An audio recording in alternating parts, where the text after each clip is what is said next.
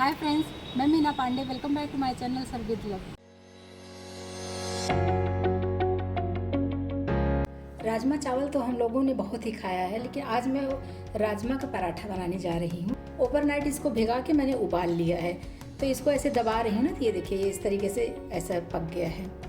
ये मैंने spring onion लिया है। स्प्रिंग ओनियन तो सभी को पता होगा। स्प्रिंग गार्लिक भी डालूंगी। तो देख रहे हैं ना, आजकल ऐसे लहसुन आने लगा है मार्केट में, तो इसका बहुत अच्छा टेस्ट आता है। तो एक मिक्सी जार ले लिया, इसमें दरदरा से इसको मैं ग्राइंड कर लेती हूँ। और करके मिक्सी रुक रुक के चलाऊंगी तो इसका दरदरा से मुझे मिल जाएगा। ऐसा चाहिए था, तो बिना पानी के इसको मैंने पीसा है। ये हल्का सा, मतलब कि एकदम पाउडर या फाइन पेस्ट नहीं बना है। ये देखिए मैंने एक बाउल में इसको निकाल दिया। इसको मैं साइड कर देती हूँ। इसमें मैं 1 टीस्पून ऑयल डाली, रिफाइंड ऑयल डाली हूँ।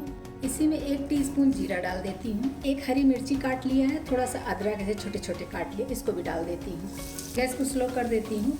मैंने स्प्रिंग ओनियन काट लिया है, तो स्प्रिंग ओनियन डाल देती हूँ। प्याज डाल के इसको मैं सौते कर देती हूँ। बहुत ज़्यादा नहीं पकाना है, बस हल्का से इसका कच्चापन निकल जाए उतना ही पका लेना है। कि प्याज का रंग चेंज हो गया, बस अभी मैं गैस बंद कर देती हूँ। अभी जैसे पैन गरम है ना, तो इसी पे गरम हो जाएगा। इसी में मैं कुछ स्पाइसेस मिला लेती हूँ। 2 पिंच के करीब हल्दी पाउडर डाल रही हूँ। 1/2 टीस्पून कोरिएंडर पाउडर, धनिया पाउडर, 1/2 टीस्पून काश्मीरी लाल मिर्च पाउडर डाल रही हूँ। बस इसमें और कोई मसाले नहीं डालूंगी। जो पैन गरम है ना, उतने गरम पैन में ये मसाले भी हमारे सिक जाएंगे।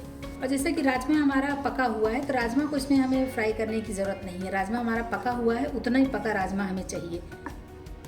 और जैसा कि देखिए गैस मैंने बंद कर दिया है, गैस नहीं जला है। तो जो ये मैंने राजमा को पीस लिया था ना, इसको इसी में डाल देती हूँ, क्योंकि हमें सारे मसाले के साथ में ही मिक्स करना है। राजमा उबालने के टाइम में नमक नहीं डाला था, तो टेस्ट के अकॉर्डिंग नमक डाल देती हूँ। जो मैंने ये गार्लिक काट लिया ना, ये गार्लिक ऊपर से डाल देते, इसका टेस्ट बहुत अच्छा आएगा। इसलिए मैंने ऐसे कच्चा ही डाला है कि कच्चा गार्लिक का टेस्ट बहुत अच्छा आता है। धनिया पत्ती काट लिया, इसको भी डाल देती हूँ। एक गेहूँ का आटा ले लिया, 1 कप लिया है। इसी में 1/2 टीस्पून अजवाइन डाल देती हूँ। बिल्कुल थोड़ा सा कसूरी मेथी डाल देती हूँ। आटे में टेस्ट के अकॉर्डिंग नमक डालूंगी। जो भरावन बनाई हूँ राजमा का ना, उसमें भी नमक डाला हुआ है, तो इसलिए टेस्ट के अकॉर्डिंग ही डालना है। 1 टेबल स्पून रिफाइंड ऑयल डाल रही हूँ। अभी सब चीज़ों को मिक्स करके जितना पानी की ज़रूरत हो उतना पानी डाल के मैं सॉफ्ट सा डो तैयार कर लेती हूँ। जैसे कोई भी स्टफ़ पराठे के लिए आटा बनाते हैं ना, बस उसी तरीके से बना लेने हैं। ये आटा हमारा तैयार हो गया है, तो ढक के 5 मिनट के लिए रेस्ट पे मैं छोड़ देती हूँ। तो उसको 5 मिनट रेस्ट जरूर देना चाहिए, उससे आटा हमारा बहुत अच्छे तरीके से सेट हो जाता है। आइए आटे को मैं चेक कर लेती हूँ। थोड़ा सा हाथ में तेल लगा के, कोई भी रिफाइंड ऑयल लगा के इसको इस तरीके से मसल लूँगी ना, तो ये आटा हमारा और अच्छे से सॉफ्ट हो जाएगा। बाकी 5 मिनट का रेस्ट पे रख देने से ना आटा हमारा बहुत अच्छे तरीके से सेट हो गया है। पराठे बना लेती हूँ। ये आटे में से मैंने एक नींबू से थोड़ा बड़ा सा आटा ले लिया है। इसको इस तरीके से पेड़ा बना लेती हूँ मैं। इस तरीके से पेड़ा बना लिया है, लेकिन ये साइड में ना थोड़ा पतला करना है हमें। तो चाहे तो आप बेलन से बेल के करिए, चाहे ऐसे हाथों की मदद से ऐसे फैला देंगे ना, तो ये भी हो जाएगा। बीच में हमें मोटा रखना है, साइड से पतला करना है। तो ये देखिए साइड में मेरा पतला हो गया है और ये बीच में मोटा है थोड़ा सा। और जो इसमें गार्लिक, स्प्रिंग वाला गार्लिक मैंने डाला है ना ऊपर से, उसकी खुशबू बहुत अच्छी आ रही है। मन में खुशी सा हो रहा है कि इसका पराठा खा के तो बहुत मज़ा आने वाला है आज। तो इस तरीके से कम ज़्यादा आप अपने अकॉर्डिंग भर दीजिए। सूखे आटे मैंने डस्ट कर लिया है। अब फिर चाहिए तो ऐसे हाथ से थोड़ा सा बढ़ा दीजिए, या फिर सीधा ही बेलन लगा दीजिए। थोड़ा हाथ से बढ़ा देंगे ना, तो बेलने में बहुत आसान होगा, और हमारा जो पराठा ये स्टफ़ किया है ना, तो वो फटेगा नहीं तो बस इसको हल्के हाथ ऐसे बेल लीजिए। मैंने 2 पराठे बेल लिए, इसको मैं सेक लेती हूँ। सेकने के लिए मैंने ये फ्राइंग पैन का यूज़ किया है। आप चाहिए तो तवा पे भी सेक सकते हो, लेकिन फ्राइंग पैन में भी बहुत अच्छा पराठा सेकता है, तो इसलिए मैंने सोचा क्यों ना फ्राइंग पैन में ही मैं पराठे को सेकूँ। इसमें मैं हल्का से इसे तेल फैला देती हूँ।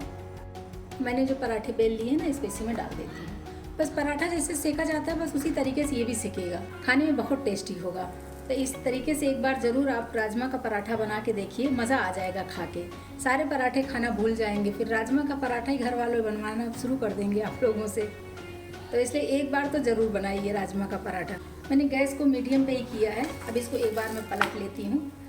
थोड़ा सा अगर ज़्यादा तेल यूज़ करेंगे तो पराठा हमारा थोड़ा क्रिस्पी होगा, कम यूज़ करेंगे तो क्रिस्पी नहीं होगा। तो वो आपके ऊपर डिपेंड करता है कि आप कितना ऑयल यूज़ करना चाहते हो। ये मैंने दोनों तरफ से तेल लगा दिया है। अब इसको उलट पलट के मुझे क्रिस्पी गोल्डन टाइप का जैसे आपको सेकना है उस तरीके से आप सेक सकते हो।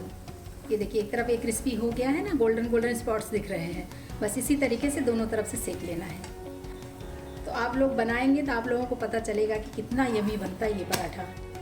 ये देखिए एक तरफ से क्रिस्पी हो गया, दूसरी तरफ से भी सेक लेती हूँ। तो देखिए दोनों तरफ मैं पलट के दिखाती हूँ आपको कितना गोल्डन और क्रिस्पी हो गया है ना।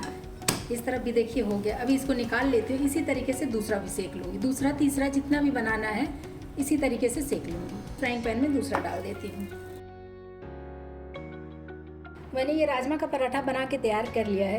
तो साथ में दही ले लिया है, ये हरी चटनी रखा है। आप चाहिए तो सॉस के साथ खाइए या फिर चाय के साथ ऐसे ही खाएंगे बच्चे लोग ना, तो उनको भी बहुत टेस्टी लगेगा। अगर आपको मेरी वीडियो पसंद आती है तो लाइक और कमेंट करना बिल्कुल भी मत भूलिएगा। लास्ट तक मेरी वीडियो देखने के लिए थैंक यू।